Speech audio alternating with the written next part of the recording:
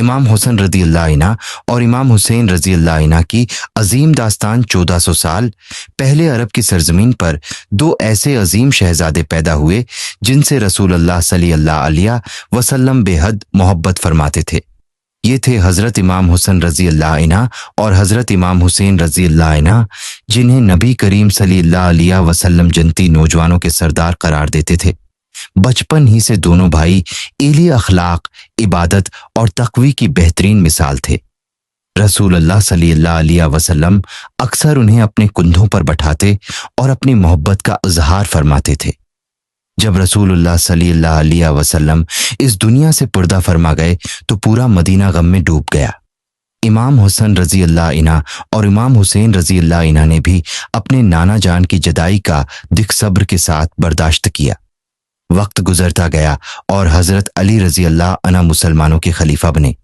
امام حسن رضی اللہ عنہ اور امام حسین رضی اللہ عنہ ہمیشہ اپنے والد کے ساتھ حق اور انصاف کی حمایت میں کھڑے رہے۔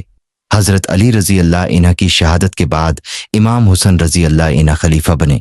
اس دور میں مسلمانوں کے درمیان اختلافات اور فتنوں نے شدت اختیار کر لی تھی۔ امت کے اتحاد اور مسلمانوں کی جانیں بچانے کے لیے امام حسن رضی اللہ عنہ نے صلح کا راستہ اختیار کیا۔ امام حسن رضی اللہ عنہ کا مقصد اقتدار نہیں بلکہ امت مسلمہ کا امن تھا۔ کچھ عرصے بعد امام حسن رضی اللہ عنہ کا وصال ہو گیا اور امت ایک عظیم رہنما سے محروم ہو گئی۔ اب امام حسین اہل بیت کے سربراہ اور مسلمانوں کے لیے ہدایت کا چراغ تھے۔ جب یزید حکمران بنا تو اس نے امام حسین سے بیعت کا مطالبہ کیا۔ امام حسین جانتے تھے کہ ظلم اور حق ایک ساتھ نہیں چل سکتے، اسی لیے آپ رضی اللہ عنہ نے ظلم کے سامنے جھکنے سے انکار کر دیا۔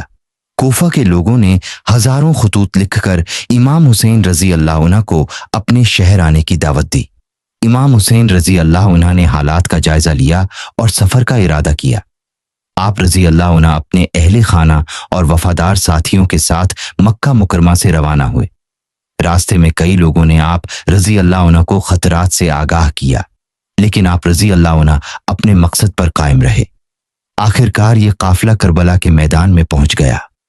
دشمنوں نے امام حسین رضی اللہ عنہ اور ان کے ساتھیوں پر پانی بند کر دیا۔ شدید گرمی اور پیاس کے باوجود کسی نے حق کا راستہ نہیں چھوڑا۔ بچوں کی پیاس سے خیموں میں بے چینی بڑھتی جا رہی تھی۔ حضرت عباس رضی اللہ عنہ پانی لانے کے لیے دریائے فرات کی طرف روانہ ہوئے۔ انہوں نے بے مثال بہادری کا مظاہرہ کیا، مگر واپسی پر دشمنوں نے انہیں شہید کر دیا۔ حضرت عباس کی وفاداری آج بھی دنیا بھر میں یاد کی جاتی ہے۔ اس کے بعد امام حسین کے جوان بیٹے حضرت علی اکبر رضی اللہ عنہ میدان جنگ میں اترے۔ انہوں نے بڑی بہادری سے دشمنوں کا مقابلہ کیا۔ آخرکار حضرت علی اکبر رضی اللہ عنہ نے جام شہادت نوش کیا۔ امام حسین رضی اللہ عنہ کے لیے یہ لمحہ انتہائی دردناک تھا۔ خیموں میں موجود ننھے حضرت علی اصغر رضی اللہ عنہ پیاس سے تڑپ رہے تھے۔ امام حسین رضی اللہ عنہ اپنے معصوم بچے کو گود میں اٹھا کر میدان میں آئے۔ آپ رضی اللہ عنہ نے دشمنوں سے صرف پانی کی درخواست کی، مگر جواب میں ایک ظالم تیر چلایا گیا۔ وہ تیر حضرت علی اصغر کے ننھے گلے پر لگا۔ اس دلخراش منظر نے زمین و آسمان کو ہلا کر رکھ دیا۔ ایک ایک کر کے امام حسین رضی اللہ عنہ کے تمام ساتھی شہید ہو گئے۔ اب میدان کربلا میں امام حسین رضی اللہ عنہ تنہا رہ گئے تھے۔ اس کے باوجود آپ رضی اللہ عنہ نے حق کا پرچم بلند رکھا۔ آپ رضی اللہ عنہ نے آخری لمحے تک باطل کے سامنے سر نہیں جھکایا۔ پھر وہ وقت آیا جب امام حسین رضی اللہ عنہ نے بھی جام شہادت نوش کیا۔ 10 محرم 61 ہجری کا دن اسلامی تاریخ کا سب سے المناک دن بن گیا۔ کربلا کا واقعہ صرف ایک جنگ نہیں تھا، یہ حق اور باطل کے درمیان ایک عظیم معرکہ تھا۔ امام حسین رضی اللہ عنہ نے اپنی جان قربان کر کے انسانیت کو آزادی اور انصاف کا درس دیا۔ آج بھی دنیا بھر کے مسلمان امام حسین رضی اللہ عنہ کی قربانی کو عقیدت اور احترام سے یاد کرتے ہیں۔ واقعہ کربلا ہمیں سکھاتا ہے کہ حق کے راستے میں کتنی ہی مشکلات کیوں نہ آئیں، سچائی کا دامن کبھی نہیں چھوڑنا چاہیے۔